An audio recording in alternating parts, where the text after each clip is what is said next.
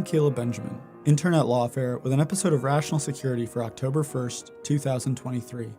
For today's episode, the team at Lawfare decided to cross-post this week's episode of Rational Security, a podcast hosted by Scott R. Anderson, Quinta Jurecic, and Alan Rosenstein, in which they cover the week's big national security news stories.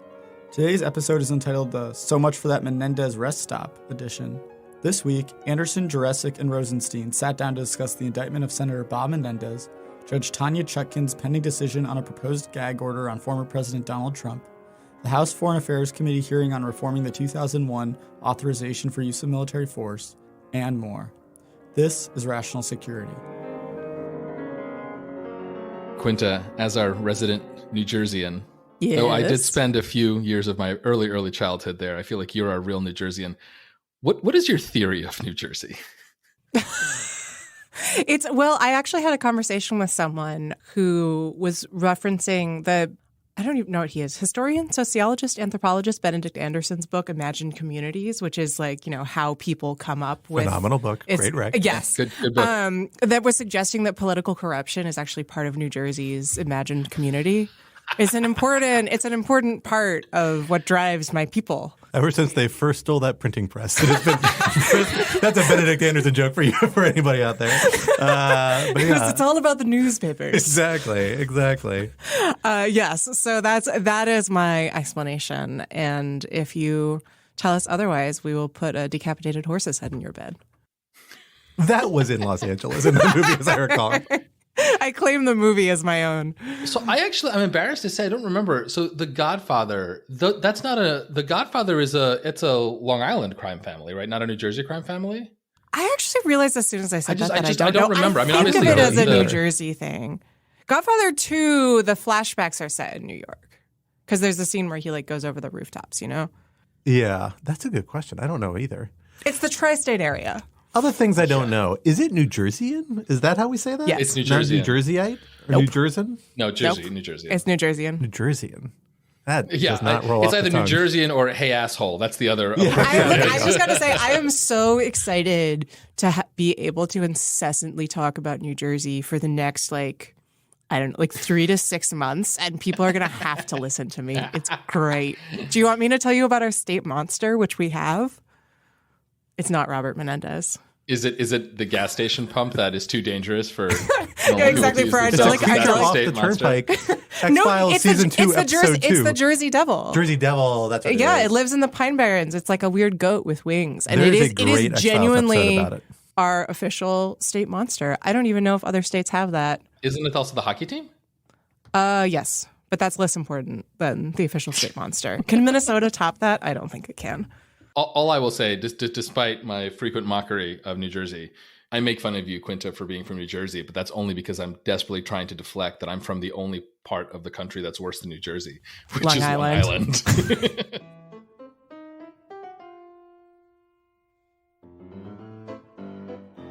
Hello, everyone. Welcome back to Rational Security. I am one of your co-hosts, Scott R. Anderson, here in the IRL studio with my other co-host, Quinta Jurecic. Hello.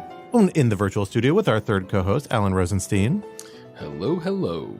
Reunited after a few weeks of separation. It's great to be back with you all. And it feels so good.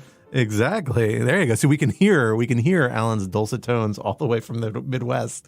In a way we could not the last time we were all together. But it's great to be back with you all. We have had a bit of a week, I would say, in the national security news front. Is that fair to say? It is. It is. It's been something. It's been something. Well, we are excited to have you here with us, listeners, for what we are calling the So Much for That Menendez Rest Stop edition. For anyone who's ever driven down New Jersey Turnpike, saw the recent, I didn't know they added Gandolfini Rest Stop. There's also a John Bon Jovi rest stop. Is there a John Bon Jovi Rest Stop? And a Walt Whitman rest stop. I will have you know. Is there have no all kinds of Springsteen culture. Rest Stop? Or did he get like a city or a high school or something? I'm Googling it right now. Springsteen. They just pasted a picture of his jeans on the flag. He declines to have a rest stop named in his honor. Is he too good for a rest stop? No, I'm sure that's not why. I don't know why, but that just feels like... Well, there's a Judy Blume service area. There's a Toni Morrison. The Judy Blume service area is going to be a very introspective rest stop. A place to really sit and think about. The Toni Morrison service area. I had no idea. This is amazing. Well, bad news, Bob Menendez. So sorry. We fear you may have fallen out of the running, although, we will wait and see, because he features prominently in one of the many stories we are here to talk about with you this week. Our first topic, do as I Menendsez, not as I Menendo. That one's hard to say out loud. No, it's good. It's good. It was good. It's very stupid. It's extremely stupid. That's perfect. New Jersey Senator and until recently chairman of the Senate Foreign Relations Committee, Bob Menendez, was indicted alongside his wife this past week on charges that they accepted money from Egyptian businessmen in exchange for information and favors arising from Menendez's official duties and at the behest, potentially, of the Egyptian government. How serious are these charges? Where will they lead? And topic 2... ... with a silver spoon. D.C. Federal District Court Tanya Chutkan is weighing a gag order on former President Trump. I thought that was good. That one was aimed at a more Quinta demographic. What is going? Is it like the fish oil goes down with the silver spoon and he has to gag? Gag me with the silver spoon. I don't know. Does one do that? I don't know. It's just jamming two things together, guys. I'm tired. Is that from Clueless? Gag me with a spoon? With a spoon, yeah. I feel like it might like be Heathers? from Clueless. It's definitely like a Southern California or California slang thing. I think it's a not terribly sensitive bulimia reference, if I recall correctly. Probably. Which is not great. Yes, it is used. It is said in Clueless. What could you do? But it's in the zeitgeist Clueless, now. great movie. Classic Greatest Austen movie. adaptation. D.C. Federal District Court Judge Tanya Chutkan is weighing a gag order on former President Trump aimed at restraining him from commenting on the proceedings or attacking various officials involved in them in relation to his federal prosecution in said D.C. Federal District Court. Trump and his attorneys, meanwhile, see the gag order request as an attack on his First Amendment rights. Who is likely to prevail and what are the broader stakes? And topic 3, the Forever Chore. The House Foreign Affairs Committee is set to hold the latest in a long series of hearings on a topic that has been on Congress's agenda for more than a decade, reforming the 2001 AUMF, that's Authorization for Use of Military Force, for those who may not know, that provides the legal basis for most global counterterrorism operations. But despite near universal agreement about the need for change, progress has been limited. Is there reason to think this time will be different? For our first topic, Alan, let me hand it over to you to get us started. So we are recording, as we always do, Wednesday midday. And as we are recording, or maybe just concluded, but senior New Jersey Senator Bob Menendez is being arraigned in New York City on corruption charges for the second time in 8 years, which should not be forgotten. Yes. This is not his first time at the rodeo. He did plead not guilty. And he pled not guilty, right? So these are all allegations, just to be clear. The indictment alleges an impressively brazen scheme of bribery and influence peddling by Menendez and his wife, Nadine. The allegations are kind of very baroque and kind of too numerous to fully lay out here, but the sort of very high level is that there's this person, this businessman, Wael Hanna, a U.S. citizen born in Egypt, and he ran an import-export business. And in exchange, basically, for putting Nadine Menendez on his payroll for basically like a no-show job, so a fake job, Menendez helped Hanna to maintain a monopoly on the import of halal meat from the U.S. to Egypt. As you can imagine, given Egypt's large population and not a lot of arable land, and the United States' enormous livestock production, was a very, very lucrative deal for Hanna and therefore for Nadine and therefore for Menendez himself. It turns out that Hanna was being assisted by the Egyptian government to make his business as profitable as possible so that he could help support Nadine as much as possible.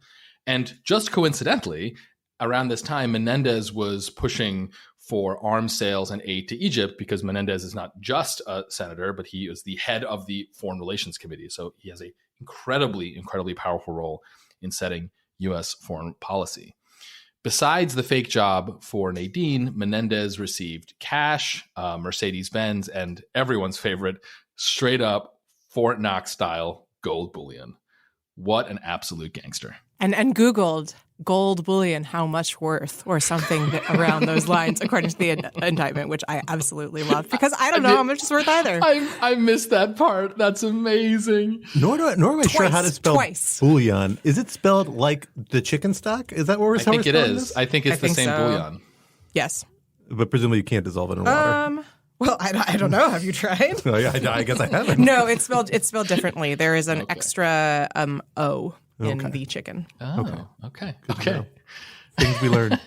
So the entire Democratic establishment in New Jersey, from the governor on down, has called on Menendez to resign, as have many of his colleagues in the Senate, though notably the White House has not yet called on Menendez to resign. So lots to talk about here. Obviously, I'm going to go to Quinta first. This is bad, right? Because it seems bad. Is this bad? How dare you impugn the culture of my people? No, yes, this is very bad, and there are so many different levels to it that it's actually, I think, it's really hard to tease apart. So first off, yes, this is not Menendez's first rodeo. I don't even think it's his second rodeo. There was a very high-profile investigation of him in the early aughts by one New Jersey U.S. attorney, Chris Christie. Where have I heard that name before? That ultimately, I think, didn't actually result in anything, but there were corruption allegations on the table. Then, as you mentioned, so he was indicted again he was indicted for the first time in 2015 on corruption charges. That ended in a hung jury. Perhaps in part because in between the indictment and the trial came the Supreme Court's ruling in the McDonnell case having to do with corruption allegations against Virginia Governor Bob McDonnell, where the Supreme Court basically, I think it's fair to say, substantially tightened the standard for prosecuting political corruption. That makes it in such a way that makes it a lot more difficult for prosecutors to bring these cases. So it is interesting that that same charge on a services fraud was once again is one of the things that Menendez, his wife, and these they're described in the indictment as the 3 New Jersey businessmen, which I love, have been charged with. So I will be interested to see how prosecutors plan to address this McDonnell issue. Substantively speaking, the allegations are really bad. I've kind of been keeping an eye on the news stories about the ongoing Menendez investigation for a while because I think it's funny. And I was prepared for this to be, kind of similar to the allegations in the 2015 indictment, which were basically alleging that the senator, took money from a guy who he said he was friends with in order to give that individual favors, sort of garden variety allegations of political corruption. This is not that. This appears to describe a long-running influence operation by the Egyptian government and Egyptian intelligence services to use Menendez's clout as chairman of the Senate Foreign Relations Committee to get policy outcomes in their favor.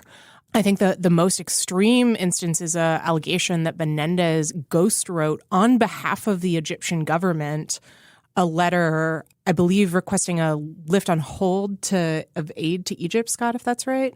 I believe that's right. Again, he is the chairman of the SFRC. He's ghostwriting this on behalf of the Egyptian government. This is a letter that will be sent to other senators.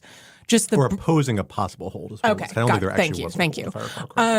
So the level of brazenness is just astonishing. And there's a really good piece in Lawfare that I would point listeners to by May El-Sudani, who's a human rights lawyer who focuses on Middle East and North Africa issues, kind of situating this in context of the broader story of the U.S.-Egypt relationship. And Scott, I'm curious for your thoughts on that. But May's point is essentially, this isn't, some little country that is not strategically important. This is a major U.S. ally. The U.S. sends hundreds of millions of dollars in aid and weapons to Egypt. And this is just blatant interference in U.S. affairs, to the extent that I'm actually kind of surprised that the indictment didn't, at the very least, include, if not a FARA charge, a 951 charge, which is kind of FARA light. And will be familiar to folks who have followed the Mueller investigation closely. I do wonder to what extent just the severity of the allegations and the extent to which they speak directly to Menendez's ability to, be SFRC chair has affected the way that other senators and other New Jersey officials have responded to this. Now, to be clear, he would have had to step down as SFRC chair anyway, as someone under a felony indictment under Democratic rules. But I do think that the fact that this so directly speaks to allegedly peddling his influence in this important role just really underlines what a serious problem this is. Yeah, I think that's exactly right. I mean, the few little technical foreign affairs aspects I would add to that are worth bearing in mind about why Menendez, it's so particularly problematic for Menendez to be doing this. This would be problematic if any senator were doing this, right? They're not supposed to be acting on behalf of a foreign corporation, let alone one that pretty transparently appeared to be acting on behalf of a foreign government generally. But when you're the SFRC chair, you have a lot of authority over a number of things. You play a big role in determining the legislative agenda for things that come before your committee. You've got pretty, single-handed authority to set that. More importantly, you were involved in the oversight and a lot of notification determination regarding a whole range of foreign assistance. When it comes to security assistance and certain types of other types of foreign assistance, you actually often have a informal ability to exercise a hold or not exercise a hold, be able to hold it up substantially. This is a part of a handshake agreement the executive branch has with Congress, where Congress gives the executive branch very broad authority under the Arms Export Control Act to sell arms, and the SFRC chairs get the ability to hold that up if they want to. It is really, really, really wild to have somebody in that position acting on behalf of, again, what seems to be a foreign government. Now, these are all allegations. You have to bear that in mind. Maybe there's some overreach, but it is the sort of allegations that are so dramatic and serious that I have trouble imagining the Justice Department taking it very lightly, that they would be leveling these sorts of allegations. Like, this is something that they have thought about seriously. I have no doubt Main Justice was involved to some extent, because I don't think SDNY would kind of freelance something like this. And I'm pretty sure most public corruption cases have to be channeled back through Main Justice. Maybe you know that better than I do, Alan, but I think they do. It would be very – whether they have to be, it would be very surprising if something of this magnitude, there was not pretty close cooperation between the U.S. Attorney's Office in New Jersey and Main Justice. Especially given the national securities implications of this. You have to assume that not just public corruption, but – and as Steve, the National Security Division would have gotten involved. There's just no way it could have just been done just as a random case. Exactly. So, I do think it's worth noting, there's also an interesting level is the fact that this is coming out of SDNY rather than the District of New Jersey. This isn't. Yeah, that's interesting, actually. Yeah, so which I think is interesting. I don't know why that is the case. I have some guesses. One of which is that one of the sort of strands in the indictment involves Menendez's efforts to help select a nominee for U.S. Attorney of New Jersey in 2021 who, in his view, would act favorably toward, I think, at least one, maybe more, of the other three men who are named in the indictment and who is facing potential federal charges. And so, again, I don't know. SDNY has a reputation for going it alone, I guess. The word you're looking for is yoinking other people's cases. Yes, exactly. And so that is certainly consistent with that, but I could also see why. So the U.S. attorney who was eventually appointed and who, I should be clear, is not alleged to have done anything wrong, rather is alleged to have, sort of batted back Menendez's attempts to influence him. I believe he is still the U.S. attorney for New Jersey. So you can kind of see why, even if he recuses, it just creates a weird situation. It might kind of be better for everyone for it to be out of SDNY. Again, I don't know. This is a total guess, but I could see that, and I could also see Main Justice getting involved in kind of that coordination. Yeah. No, absolutely.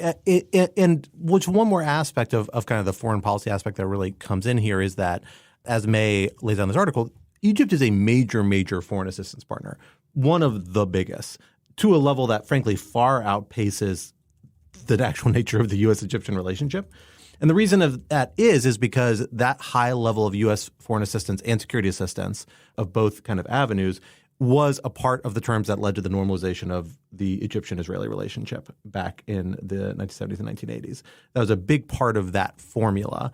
And it has been sustained since then as part of that normalization connection. It is for that reason a kind of point of some contention and some confusion, I think, at times. It's not really clear that the Egyptian government sees this assistance. I think they rely on it. They want it. They are still interested in it. But they don't necessarily see it as the conditionality with the relationship with Israel the way that might have been the case 40 years ago or 30 years ago, because the idea of Egypt kind of reversing and all of a sudden becoming hostile to the state of Israel again seems kind of farcical. Maybe that's not doing fair service to how chaotic things can be in the Middle East, but it seems like a far cry at this point. But nonetheless, they're a major security assistance and foreign assistance recipient, and Congress, because of human rights concerns, because of the series of coups and forcible government transitions we've seen in Egypt over the last decade, has installed a bunch of conditions on a lot of that foreign assistance related to human rights and other things, in which the SFRC and the SFRC chair plays a major, major role. So, it's very clear why the Egyptian government would be interested in potentially having somebody in Menendez's position in their corner. It's something that, frankly, you would kind of expect Menendez to be very sensitive about because Egypt is such a sensitive relationship. He is somebody who is very cognizant of the Middle East. He's a very big booster of a U.S.-Israeli relationship. He does a lot of work in the Middle East. Menendez is no stranger to the politics there. So he'd be well aware of this. All of it is just so strange and so brazen. And not least because if you look at the indictment, basically they're saying he's hatched this scheme with his now wife within a month of being, having a hung jury in his last. Well, he started dating her. Right. Yeah. Exactly. I mean, it's just crazy. Like I said, absolute gangster. It's wild.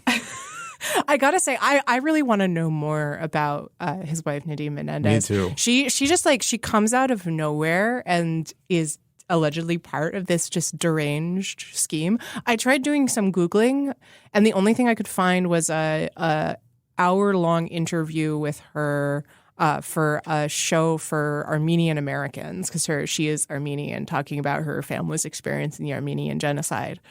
Did not mention anything about her plans to, engage in the halal meat market.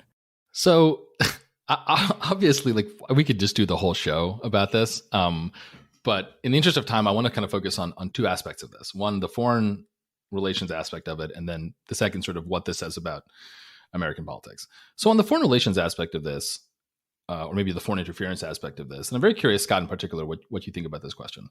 What does this say about the ability of the American political system to withstand this sort of influence, corruption, and meddling? I mean, obviously, don't elect ludicrously corrupt politicians like Menendez is a good start. And I guess when they are corrupt, put them in jail, and that presumably will have some deterrent function.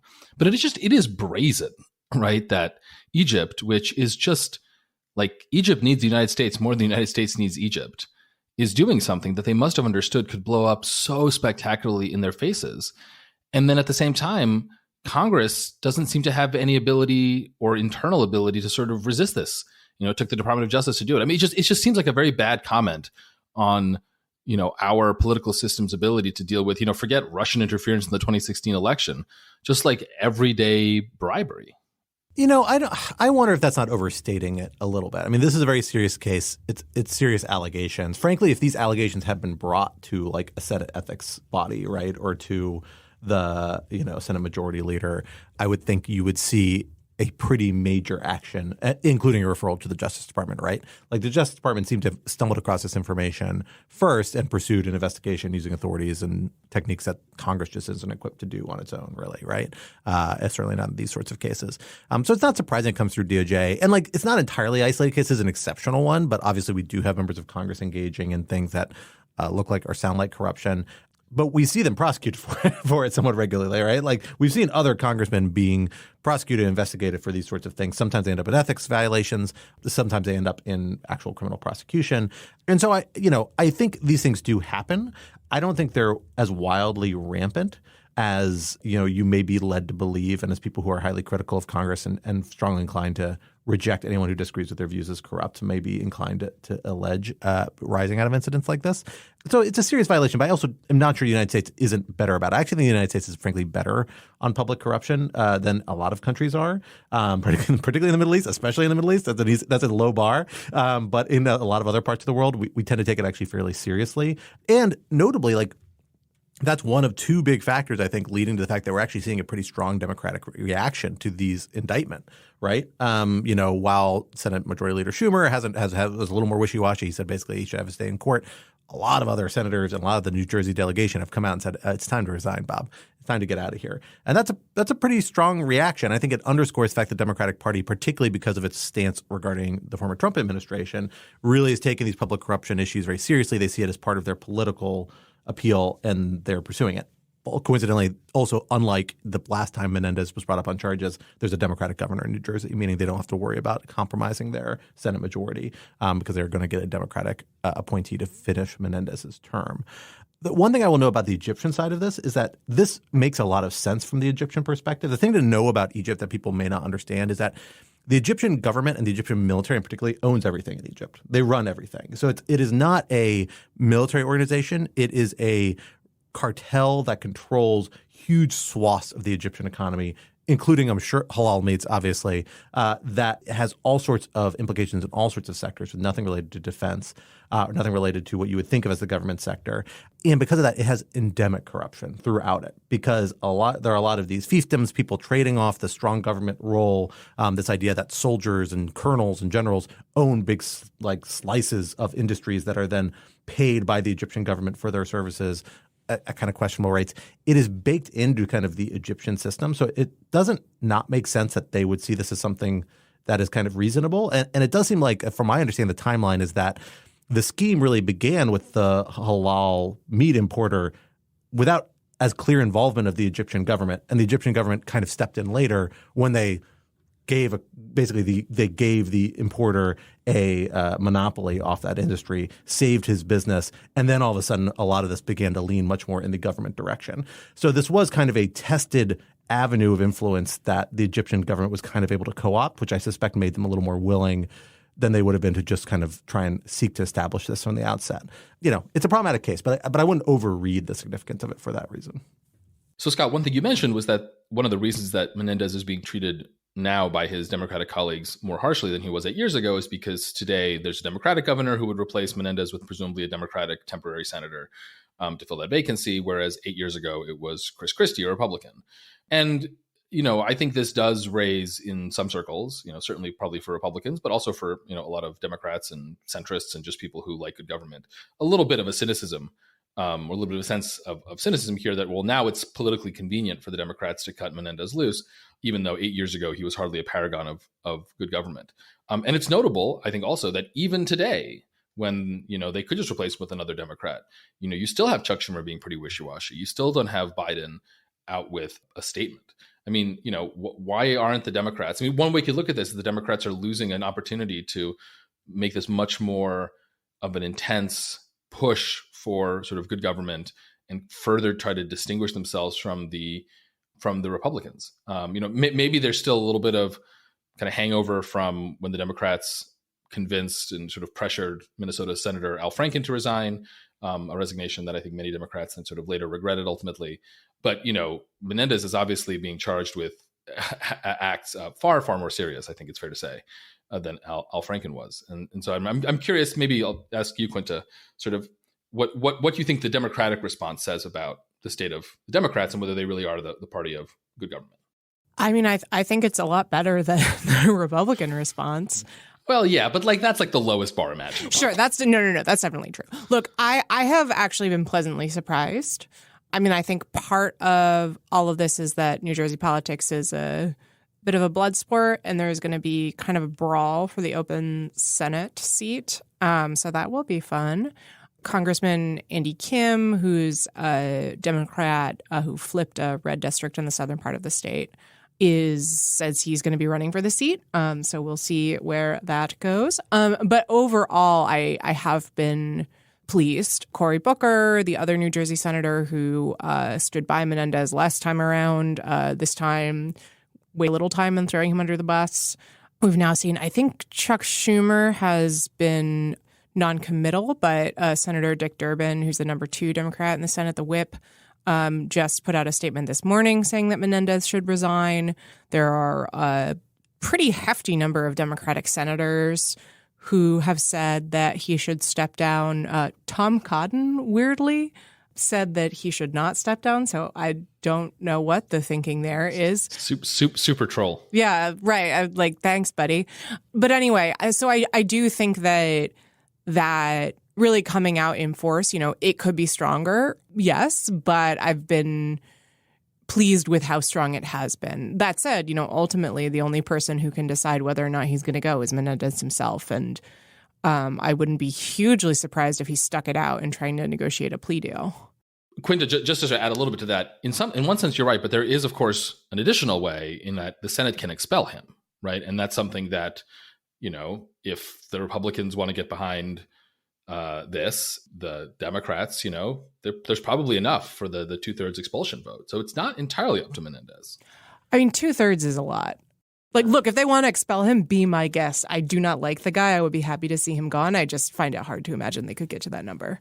Yeah, I do think there is an institutional interest here, and I suspect this is the Schumer-Durbin split we're seeing. Like, I think Durbin – I suspect their positions on this are coordinated, where Schumer feels obligated, perhaps because, he is the leader of the whole Senate at the moment, perhaps because he's really channeling a little more of an institutional view to say, look, we have to reserve some flexibility to say just because somebody's indicted doesn't mean they have to immediately resign. There may be cases where we don't want that to happen. Like the last time Menendez was indicted for political reasons, there may be cases where it's not warranted, right? We live in an era with a lot of allegations of political prosecution. And while I don't think most of them are warranted or substantive, it's a fear that lurks in the background, I think, for people. And so something that they might be in the back of the mind to say, well, we don't want to come out with like a hard fixed line. I do think the Franken case does kind of haunt them a little bit on this, where they, ended the career of somebody who was a colleague and kind of successful by some people. But it's not like Tina Brown is a bad senator.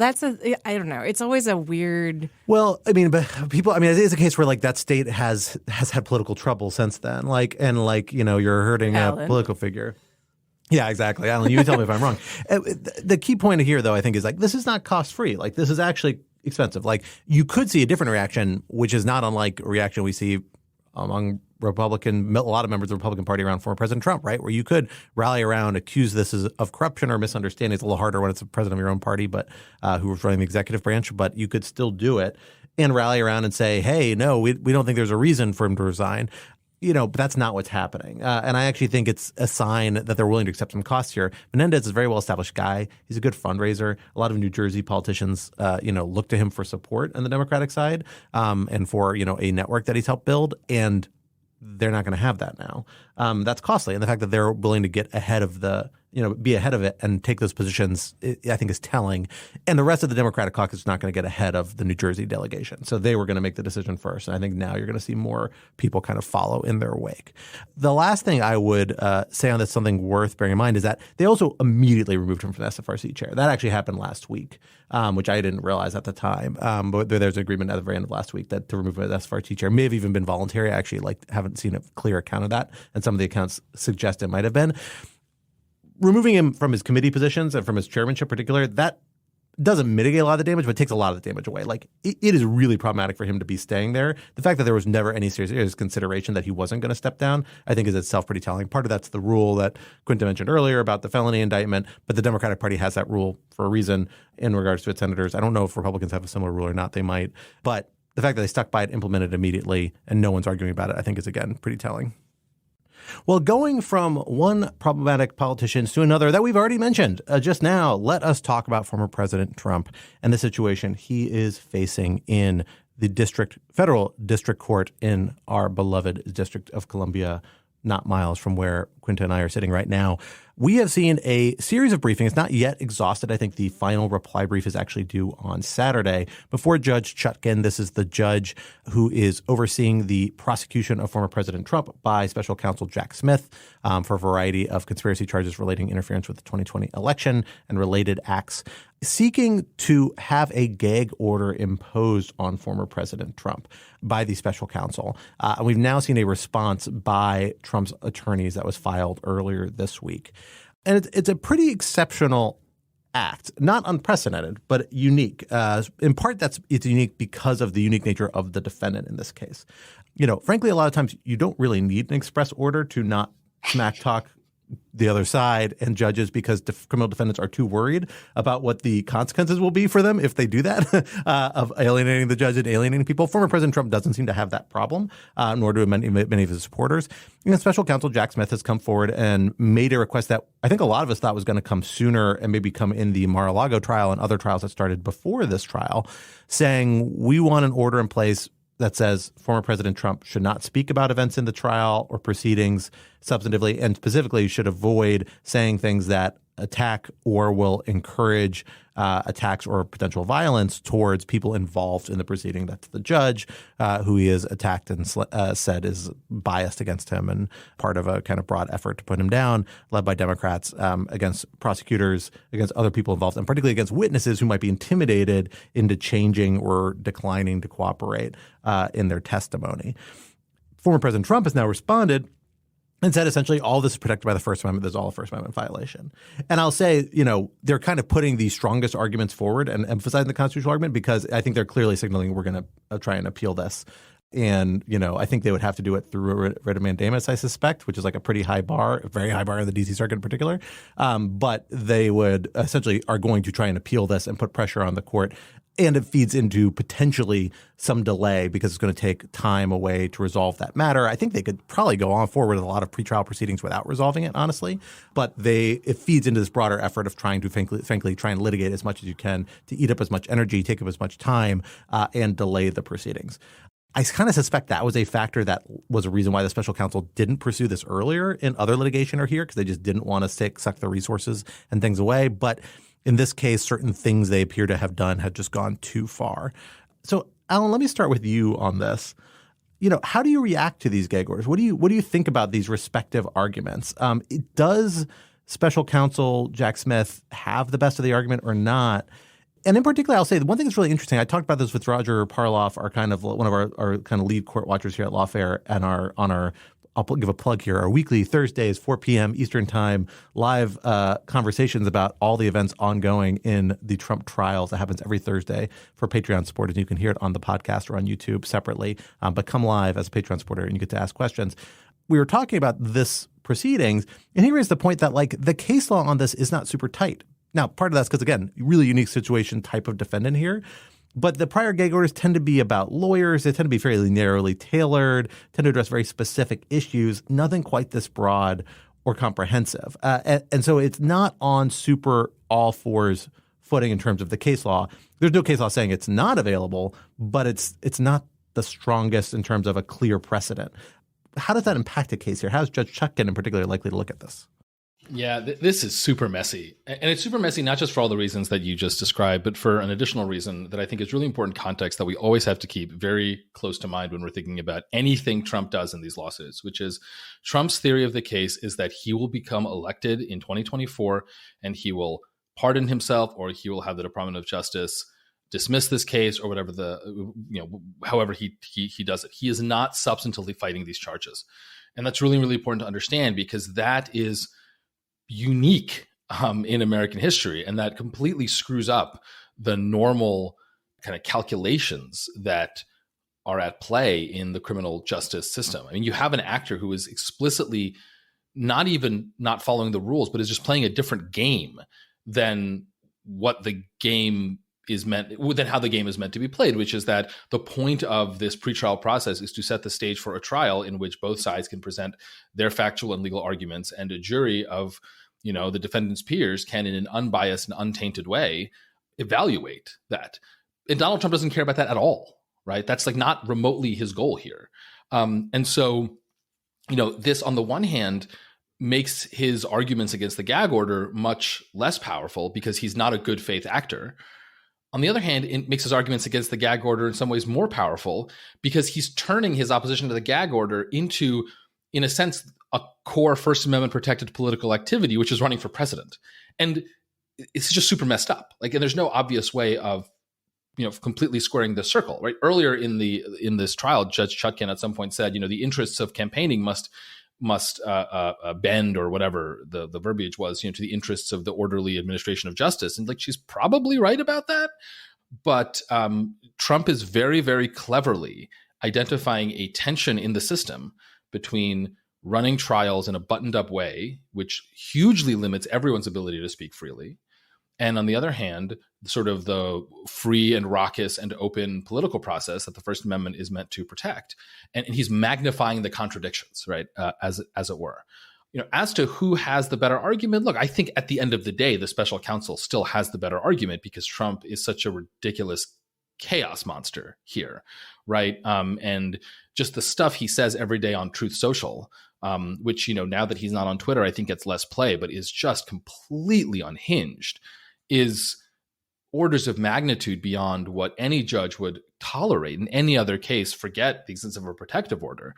I mean, not only is he fomenting violence against the judge, he's also calling for General Milley's execution, right? General Milley, who, as the Joint Chief, as the chairman of the Joint Chiefs, during and up to and after January 6th, may very well be a material witness in the government's case. And so, I do think that some sort of protective order is going to have to happen. And the problem is, how do you draw one that is sufficiently narrow enough. And I think that's the real problem. The protective order that the government has proposed is pretty short and basically just says, don't say anything that could materially prejudice the trial. But the problem is that, like, in a trial as unique as this, what does that even mean? Because, of course, what it means to materially prejudice a trial in part already includes some consideration of the First Amendment implications of this being a public trial. The other thing I would say is, the government isn't just doing this because it wants to make its own life easier in prosecuting Trump. I think actually a big part of this is that the government wants to, and this is maybe three-dimensional chess, but I think someone on Jack Smith's team has to be thinking about this. If Trump so poisons the jury pool by saying mean things about DC and DC jurors, which is basically what he's going to do, and then the DC jury convicts him, Trump will then turn around and he will say, I did not get a fair trial, right? And as insane as that's, argument may sound, right, he will have that argument. And so, a lot of people don't appreciate that a lot of what prosecutors do, especially in federal cases, is they try to make sure that the defendant actually gets as fair of a trial as possible, even if it in the short term makes it more difficult for the prosecution, because what they want to avoid at all costs is a ineffective assistance of counsel claim on the back end, right? Or some claim that the jury pool was tarnished. And so there's actually some trying to protect Trump from himself, which again would make sense if Trump's goal was to avoid being convicted. But again, that's not Trump's goal. And that's what makes this whole thing just nuts.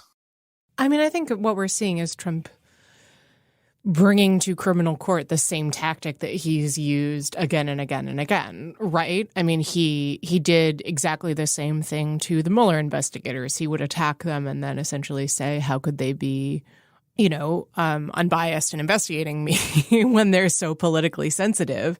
They've been at the center of this political firestorm, which of course they were because of what he did. This kind of like stop hitting yourself approach is something that is very, very familiar to him and was always something that Jack Smith was going to have to navigate. Mueller attempted to navigate it by simply not saying anything at all. Jack Smith's team has taken a somewhat different approach in terms of, filing documents that are a little more, show a little more of their cards.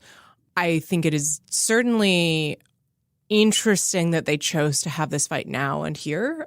As you both pointed out, I don't know why that is. It suggests to me that they must have some kind of end game here, right? Because the nightmare scenario for me is that this ends up in a situation where, we're asking the court for a mandamus order. We're asking him to be, the condition. He's saying he's violated the conditions of his release and he needs to be tossed in jail, right? Which sounds insane, but if it were anyone else, these things probably already would have happened.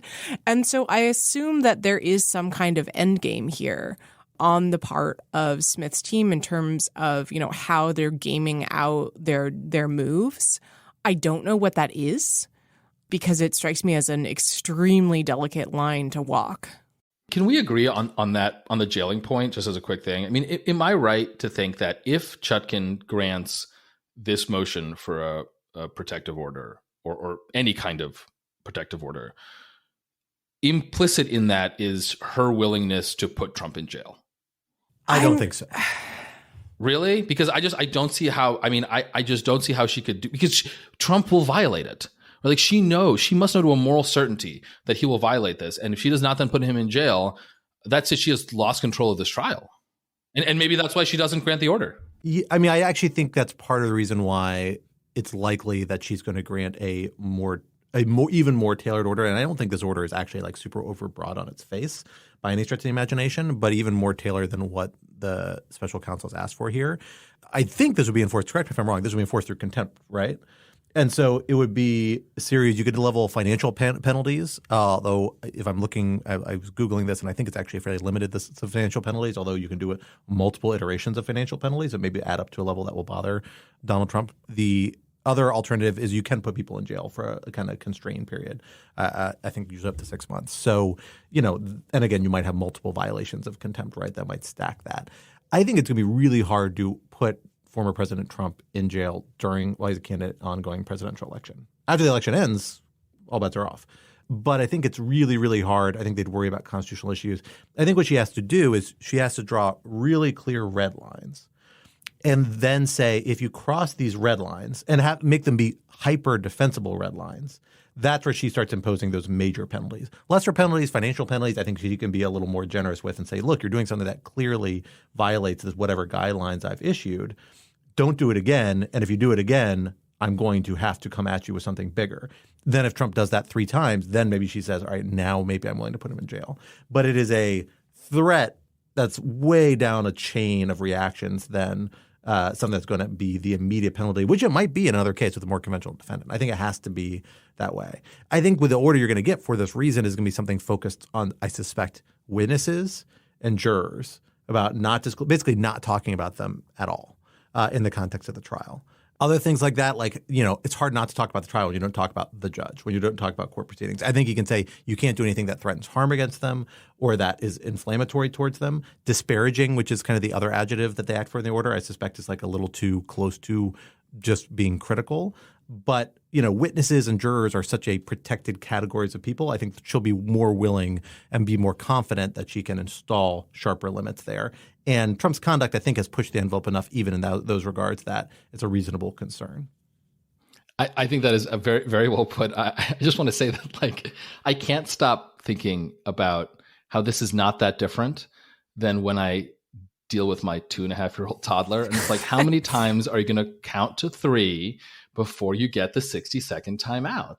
And I will say my toddler, who nevertheless, despite being 2.5, seems to have more impulse control than Donald Trump. But you still get into these sorts of how precise am I going to make my requirement and how many times am I going to, count to 3 before I ultimately give you a timeout? But at some point, if you're not willing to do the timeout, they learn. They're smart. They toddlers and Donald Trump are really good at sniffing out weakness. Yeah. I mean, he knows he has strong leverage. He has a strong hand here, and he's going to play it to the hilt. And I do think she has to, put her foot down, be willing to do things to punish him. But I think she has to be very strategic about it. And jailing is going to be something she really has to build a record for before she takes that step. So we're going to see a lot of back and forth between her and Trump before they get to that point, I suspect. If she does jail him, she should at least let him take 1 or 2 stuffed animals in. It only seems fair. Look, timeout rules have to apply. Well, let's go back to the first branch of government for our final topic.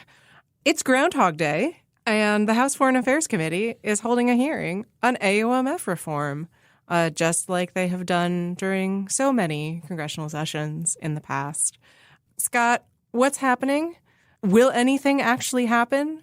Will the AUMF ever be repealed or amended before the heat death of the universe? Do you get a tingly sensation? Anywhere where you are, if Congress is just an AMF reform, you're like, I have to go. I do hear a signal call. Yeah, it usually is when I pop up an op-ed about the Iraq AUMF, which I have one coming out in Foreign Policy Magazine today or tomorrow. So keep an eye out for that, folks, about that aspect of this broader issue. This hearing is kind of a unique revisitation of a couple of issues. We've seen an almost identical hearing happen in the Senate Foreign Relations Committee twice now, I think, actually. Once in 2021, once in 2022, if I'm recalling correctly. I may have the timing off a little bit off on that. In a similar context, both times it was regarding debates around legislation aimed at repealing the 2002 AUMF, which is a authorization that was used to invade Iraq. But the context of this is that there's also this much bigger, much more complicated debate around the 2001 AUMF, which is used to legally justify all sorts of U.S. counterterrorism operations around the world relating to al-Qaeda and associated groups. That is more problematic because the 2002 AUMF that was relating to Iraq is not actively used, relied on exclusively for any ongoing military operations. The 2001 AUMF very much is and is used for all sorts of military operations. So reforming it means you have to get into, well, which of these operations do we want to keep doing? Which ones do we don't? Where do we blur the line? And it's just a much more complicated debate picture. What we've seen happen is that the 2002 AUMF, the potential of cutting it and repealing it has been on Congress's books for multiple years now. We actually for years saw this process where the House, Democratic-led House of the last few years, would include either pass a freestanding or usually both, pass the freestanding repeal provision and then also include it in the National Defense Authorization Act of every year. And then inevitably the Senate version of the NDAA would not include that measure. The Senate Foreign Relations Committee, for whatever reason, would often not bring up the parallel freestanding measure, although in some cases the committee did vote it out finally in the last Congress, and it actually just never got a floor vote. And because of that, the Senate would prove to be the last obstacle that was never jumped to repeal the 2002 AUMF. That has actually flipped now in this Congress, where the Senate last March voted something like 67 to 22, I believe, 67 to 23, to repeal the 2002 Iraq AUMF and actually the 1991 Gulf War AUMF, which is still on the books, but less of a concern, and has passed that measure. And now it's been sitting with the House for 6 or 7 months. Kevin McCarthy has said numerous times this is going to get a vote. That doesn't mean it's actually going to get a vote at any point. Oh, Kevin. I know, exactly. Although Chuck Schumer actually is guilty of the same sin during the last Congress. He said the freestanding Senate measure, after it got out of SFRC, was going to get a vote, and it never actually did before the end of the year. They basically ran out of time. Floor time, this is one of those moments where you realize floor time is actually a very valuable commodity in both chambers, more so in the Senate than the House, arguably, but really in both chambers. And, things sometimes that even they commit to bring to the floor don't have the time at the end of the year to actually get a vote. And that might happen to this measure again here. What we understand, what we hear rumors of happening is that there is resistance from kind of more conventional, what some might call hawkier elements of the Republican Party to this particular repeal measure. I suspect that includes to some extent Mike McCall, who's the chairman of the House Foreign Affairs Committee, who has been skeptical of repeal efforts in the past. And McCarthy might be hesitant to overrule them, and is basically there's now this kind of working group headed in part by Ken Buck, a kind of member of the Freedom Caucus, but a kind of weirdly independent member of the Freedom Caucus who feels strongly on these measures. He and a couple other members of the House are involved in this effort to do all sorts of AUMF reform, to combine the 2002 repeal measure in with a broader conversation about 2001 AUMF and to try and do them side by side. I think that is wildly unrealistic. The 2001 AUMF has been debated for a decade and a half. Lots of proposals have gone out there, some of which I've been involved in, some of which other people have been involved in, about different ways you could reform it. There's widespread agreement on reform, but there's no agreement on what a replacement measure would look like. And to get there with enough votes in the House and the Senate is going to require a whole lot of effort and, frankly, probably like a whole lot of steering from the executive branch in terms of where their actual equities lie. And there's just not enough time or political energy to make that happen probably in this Congress, I suspect. I could be pleasantly surprised and wrong about that, but I doubt it. Maybe you could get consensus around something like a 2001 AUMF repeal measure that would repeal it 4 years from now and kick the can down the road and put on another Congress. But I actually think that would be a hugely progressive step because it would force this conversation that otherwise is very easy for people to avoid. But what's happening instead is that the 2002 AUMF repeal, which has widespread bipartisan support, still cannot get a vote or even out of the House Foreign Affairs Committee to match the Senate vote. And there's a real risk that that's going to leave the 2002 AUMF on the books yet again, despite there being, by the numbers, enough majority votes in both chambers to repeal it. And by the way, the repeal has the support of the Biden administration as well, so there's not going to be any opposition there. So I'm curious, do you think the impending government shutdown makes this more likely, less likely, or just who knows, and just adds just a bunch of uncertainty to this? Any sort of meaningful actual reform of the 2001 AUMF is going to require so much bandwidth that I don't think it really makes a difference because that's not going to happen. Whatever timetable the government shutdown will be resolved one way or another. It certainly takes oxygen out of the room for all sorts of other issues, and that's a concern. It's also just representative of the difficulty that McCarthy has corralling different elements of his coalition. We usually associate that with like the more conservative House Freedom Caucus, most of whom are actually supporters of repeal in this case, along with Democrats, majority Democrats, not all Democrats. But that same logic might apply to, the more conventional conservative hawkish wings of the Republican Party as well if this is an issue they really want to dig in on, which it might be. I kind of doubt it, but it might be. And so if McCarthy can't corral people around something like government shutdown with a real forcing mechanism, it suggests that it's unlikely they're going to get any sort of consensus on moving forward on AUMF reform, something where there's no forcing mechanism around it, at least not yet, unless somebody enacts some sort of sunset provision, and where views wildly differ across different members of the Republican caucus, let alone Congress as a whole. Well, I'm gonna say this in the maximally incendiary way, and you can tell me why I'm wrong. Please. I'm gonna channel Benjamin Wittes. Does this mean that the AUMF doesn't matter? If everyone agrees that someone should do something about it, and everyone agrees kind of what they should do, but nothing happens, Is that just because, I have a bunch of stuff at the bottom of my to-do list that I've been needing to do for like 2 years and I just haven't gotten around to it because I'm busy? Like, does it mean that this just is no longer of significance? Which is a weird thing to say about a pair of authorizations for the use of force that have had such enormous significance in recent American history. I mean, in other words, is the AUMF like the backseat of my Subaru Outback, specifically the one underneath my child's car seat, which is, I should clean, but am I really ever going to do it? Probably not. Not until he goes to Probably college. Honestly, it is that sort of item, the 2001 AUMF, and it's because it's got a problem because there's kind of problematic dynamics and political dynamics around it in terms of the priorities of folks involved on all sides of the issue. And a lot of my friends who are involved in kind of the more reform and more restraint-oriented camp, who I work with a lot on these issues and actually agree with on this particular one more strongly than a lot of others, I'm sure are not going to like this but this is how I kind of view it. You've got a lot of people who really want to engage in what they call AUMF reform, but what they really mean is we want to change what the United States is doing militarily overseas, right? We want to shift to a much more restrained global military posture, and AUMF reform is a legal mechanism for doing that. But that's conflating two issues. One is installing a more accountable, more effective legal authorization that would allow Congress to exercise oversight and have input into decisions that are made, which right now it really doesn't. 2001 AUMF is a pretty open-ended carte blanche authorization, the way the executive branch has come to use it. On the other hand, you have lots of people who might say, well, I actually support most of what the United States is currently doing overseas. And that's actually probably the majority of members of Congress. Like, Congress keeps appropriating money. They're not unaware of what the military is doing overseas. There's points of friction, and there's things sometimes when the executive branch does unexpected things that catch Congress by surprise, like when we had several special forces operators killed in Niger operations a few years ago that members of Congress said they didn't know about it. They actually got notifications about it, but it was the scope of activity was a little unclear about what U.S. soldiers were involved in there. Those are legitimate points of friction, but the bulk of these things most members of Congress are kind of okay with.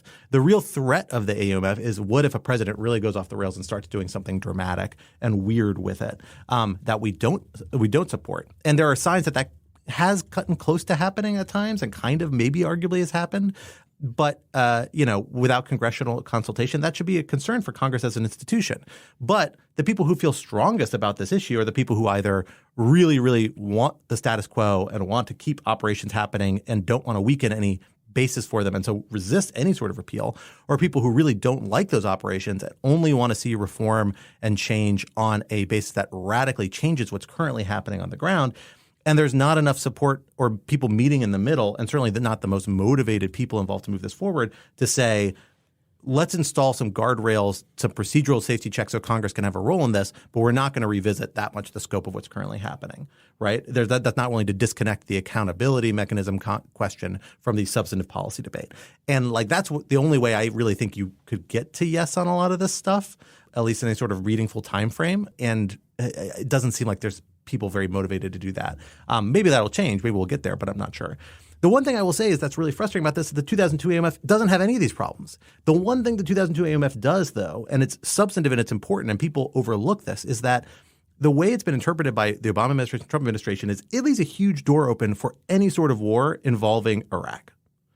And we've had several of them in the last few years, in case people haven't noticed. 3 by my count. I've been involved with 2 of them. It is a pretty – the way it's become to be interpreted, it says essentially any threat to the stability of Iraq or any terrorist threat emanating from Iraq falls under the scope of the 2002 AUMF. That's why it was involved in the Soleimani strike, where it's one of the justifications for those strikes, not the only one. They also relied on Article 2, involved with that. And it's a really big problem when you have Iran doing what it does in Iraq, where it actually does actively undermine the stability of Iraq, right? Now, I don't think most people in Congress want the president to go to war with Iran. But by the way they interpret the 2002 AUMF, they have an argument. And that's a problematic one. And if Congress wants to keep the president from doing that, they need to repeal that law. It's very clear. It's been on people have been saying this. The executive branch does not hide that that's how they interpret this law. It's quite clearly on the books. And yet Congress just doesn't seem to be able to get itself around to take that step. And that's a really important step that I would like to see come out of this Congress. I still think it's possible. It could happen. But I'm worried it's going to fall on the wayside again, just as it has the last few Congresses. I will say I should log roll one other thing. While I wrote this foreign policy piece, which I do encourage reading, and I appreciate them running it, it is based in part on a very, very long deep dive into 2002 AUMF I did for Lawfare in November that I tried to do kind of an authoritative treatment of the 2002 AUMF, how it's been used and understood. And I think I got as close as anybody has gotten so far, although correct me if I'm wrong, if somebody knows something better, point it my way. So be sure to check that as well. All right. Well, folks, we are out of time today, but this would not be Rational Security if we did not leave you with some object lessons to ponder over in the week to come. Alan, what did you bring for us this week? So this may be the most professory object lesson I've ever offered, but I am, for my object lesson, recommending a trilogy of books called the Dear Committee Trilogy, also known as the Fittger Trilogy, by Julie Schumacher, who's a professor of creative writing at my very own august institution, the University of Minnesota. The first book she published in a few years ago called Dear Committee Members, and then there's two more, The Shakespeare Requirement, and most recently, what I'm reading right now, The English Experience. And they are incredibly funny, biting, but in their own way, quite heartfelt satires of academia. Dear Committee Members is entirely just a series of memos from a curmudgeonly English professor at a large Midwestern state school. And it is one of the funniest things I have ever read. Like thought I might injure myself with how hard I was laughing. All three books are great, but even if you're not an academic, go read Dear Committee Members. And I challenge you not to come very close to wetting yourself. And then you can read the next two. They're really good books. All right, Quinta, what do you have for us this week? I would like to recommend a court document, specifically Judge Arthur Engoron's ruling ordering the dismantling of a number of Trump's businesses as part of partial summary judgment granted to the New York Attorney General in the civil suit over Trump's, let's say, erratic valuations of his own properties. It's not erratic. It's just that it changes with his moods and with his self-conception. Markets are fluid. Things are moving. So one of my favorite parts of the order, supply. is where the judge points out that Trump's defense team said that calculating the square footage of a space is inherently subjective. I missed that. Yeah, sure. I also live in a 10,000 foot apartment. Honestly, if you read the Zillow rating on my house, that's probably about right. But there's a point where of course this is over an investigation brought by New York Attorney General Letitia James, alleging that Trump essentially would systematically overvalue his properties and assets in order to get good interest rates and investments, and would systematically undervalue them when it came time for things like taxes. The judge was not impressed with Trump's argument, hence the grant of partial summary judgment in James's favor, and ordered essentially it's what seems to be the dismantling of a number of Trump entities, which doesn't mean that the sort of whole Trump empire is gone, but it does mean that a number of these entities would be gone if this ruling is upheld, and that Trump, I think, would be limited in his ability to do business in the state of New York, which, given that he's based in New York, is a pretty substantial hit. There are a lot of little gems of the judge just expressing complete disgust with Trump's legal team. For example, there's a footnote that says Donald Trump and his lawyers are not sanctions neophytes, because they were sanctioned in this order. This is not their first rodeo, which is truly an understatement. My personal favorite thing that Trump did, according to the judge, is overvalued. So the disparity in his valuation of Mar-a-Lago for investment purposes versus for tax purposes is 2,300%. Wow. Oh, yes. Oh, yes. Summary judgment, folks. That's what it's there for. It is thousands of percentile truly, truly incredible. And just reading it through, it really gives you a sense of what this guy has gotten away with over the years. Let's put it that way. So I recommend it to anyone who's interested. It is about 35 pages, but it is a pretty brisk read. Almost a topic for this week, we should acknowledge, but it came out a little late, and so we were a little hesitant to add to the docket. For my object lesson this week, I'm going to keep those logs on rolling because I've done a lot of log rolling for myself this episode. I have a very, very long article out in the Virginia Journal of International Law. Anybody who's interested in Taiwan, it is a deep dive into the various, from my view, very complicated constitutional questions raised by the U.S. policy and the prospect of the United States coming to defend Taiwan, particularly in response to an unexpected or surprise attack by China, which is a focus of a lot of policy conversation these days. It is a deep dive into history. It is the thing I've been reading all these books about Korea and Vietnam about, but working on for the last few months. It is a labor of love that has grown from a 10,000-word essay into a 30,000-word law review monstrosity. But thank you to the editors there for all their hard work in helping me on that. And I think it's an interesting read. It's a lot of history. If you're really curious what Eisenhower was thinking back when he dealt with the first and second Taiwan Straits crisis, which was like really the closest we got to coming to war over Taiwan in the past, it's pretty interesting. And his National Security Council, the guy who recorded his National Security Council affairs, did not understand what attorney-client privilege is. So there's a lot of stuff about his discussions with his lawyers and their constitutional views in these National Security Council records that I kind of digested and looked through for this paper, among a lot of other really interesting finds. Long history of the origins of the nature scope duration test for any war powers nerds out there. So check that out if anybody is interested. I welcome any feedback or thoughts on it, as I am actually working on a related piece as well for later this fall. With that brings us to the end of this week's episode. Rational Security is, of course, brought to you by Lawfare. While you are at it, visit lawfaremedia.org for our show page with links to past episodes, for our written work and the written work of other Lawfare contributors, and for information on Lawfare's other phenomenal podcast series, including the aforementioned Thursday Live webcast conversations. It's got to be really good this week. It's got to be really good this week. I'm really plugging it. Trump's Trials and Tribulations, Eastern Time, 4 p.m., live online conversation, followed up by podcast and YouTube after the fact. In addition, be sure to follow us on Twitter /X at RATL Security. Oh, that was a weird one. At RATL Security. And be sure to leave a rating or review wherever you might be listening. Also, be sure to sign up to become a material supporter of Lawfare on Patreon at patreon.com/Lawfare for an ad-free version of this podcast and other special benefits, including that live Thursday's Trials and Tribulations conversation that I've mentioned a few times. Our audio engineer and producer this week was Noam Osband of Goat Rodeo, and our music, as always, was performed by Sophia Yan, and we were once again edited by the wonderful Jen Patja Howell. On behalf of my co-host, Alan Quinta, I am Scott R. Anderson. We will talk to you next week. Until then, goodbye.